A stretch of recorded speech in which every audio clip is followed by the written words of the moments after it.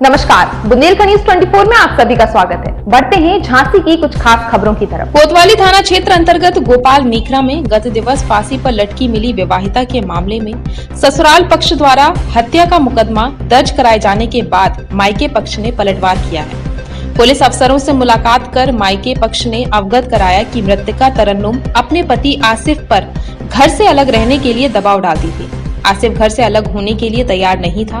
इस बात को लेकर तरन्नुम आए दिन घर में लड़ाई झगड़ा करती थी।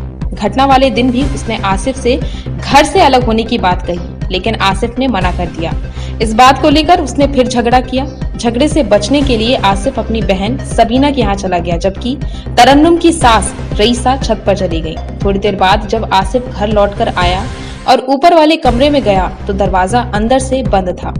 किसी तरह से दरवाजे को खोला गया तो अंदर तरन्नुम द्वारा चुनरी से फंदा बनाकर फांसी लगाकर आत्महत्या कर ली गई थी। पुलिस अफसरों को दिए गए प्रार्थना पत्र में आसिफ के पिता मोहम्मद रफी ने बताया कि विवाह के बाद से ही उन्होंने कभी कोई दहेज की मांग नहीं की। तरन्नुम द्वारा घर से अलग होने की बात को लेकर लड़ाई झगड़े किए जाने की बात को उसके मायके पक्ष को भी अवगत कराया गया, लेकिन मायके पक्ष ने भी बजाय तरन्नुम को समझाने के उसे बढ़ावा दिया। प्रार्थना पत्र में पूरे मामले की निष्पक्ष जांच कर कानूनी कार्रवाई किए जाने की मांग की गई है। इस मामले में अपर पुलिस अधीक्षक ग्रामीण नेपाल सिंह का कहना है कि भले ही मुकदमा दर्ज हो गया, लेकिन विवेचना के दौरान जो भी तथ्य सामने आए हैं उनके आधार पर निष्पक्ष कार्रवाई की जाएगी। क्या नाम है आपका? रईसा। कहाँ से आई है आप लोग? क्या मामला जरूर से बोलिए। अब कुछ मामला नहीं था, हम तो ऊपर थे छत पे।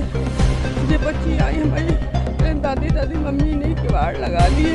वहाँ कहीं से फोन आया उसके पास, अब ये नहीं मालूम मेरे को कहाँ से फोन आया। और बस वो जे चले गए बच्चे ऊपर गए तो देखा तो बच्चे ने आवाज़ लगाई, दादी मम्मी अंदर हो गई, किवाड़ लगा लिए। मैंने देखा तो ये मेरा छोटा जीने से उतर रही थी, मेरे पैर में फ्रैक्चर है तो मैं गिर गई और देखा मैंने नीचे से तो मेरे बेहोश हो गए। उसके बाद मेरे को कुछ नहीं मालूम। आज आप लोग यहाँ किस लिए आए SSP ऑफिस?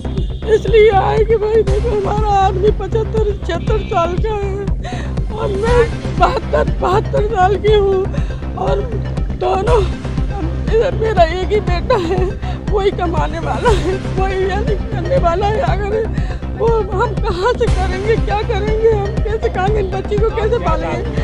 अगर आप क्या चाहती हैं? हम ये चाहते हैं कि हमारे बच्चे को इंसाफ मिले। उसने कुछ नहीं किया, वो बाहर था। तो आपके पूरे परिवार का नाम लिखा दिया गया? हमारे पूरे परिवार का नाम नहीं लिखवा दिया। अरे बच्चियों को भी लिखवा दो तो बस हम चारों पांचों वही अस्पताल वही जेल में सड़ेंगे। क्या फायदा, हमारे बच्चे कैसे पलेंगे हमारे? अरे कि हमारी भाभी ने सुसाइड कर लिया है, उस मैटर पर लोग हमें वो कर रहे हैं इन्वॉल्व कि आप भी इसमें शामिल थी, पर हम लोग का इसमें कोई लेना देना नहीं है। इसका जिक्र उनके अब्बा अम्मी से पहले हम लोग कर चुके थे कि आपकी बेटी हम लोगों को धमकी देती है कि हम फांसी लगा लेंगे, तो उनके अब्बा अम्मी को कई बार बुलाया पर वो आए नहीं हैं। और उस दिन भी उसने अगर ऐसी बात की थी तो अपनी माँ और अब्बा को फ़ोन किया था कि मैं ऐसा कर रही हूँ। हम लोग को तो इस बारे में पता भी नहीं था। आप क्या उन्हीं के साथ रहती हैं क्या? नहीं, मैं अपने घर में रहती हूँ। मेरा सर एक मामला आया हुआ है, क्या है पूरा मामला? ये मोहम्मद रफ़ी सफ़ी मेरे ऑफिस में आए थे दरखास्त लेकर के, तो उनका कहना है कि एक उनकी पुत्रवधू ने आत्महत्या कर लिया है और उसमें मुकदमा लिखा गया है।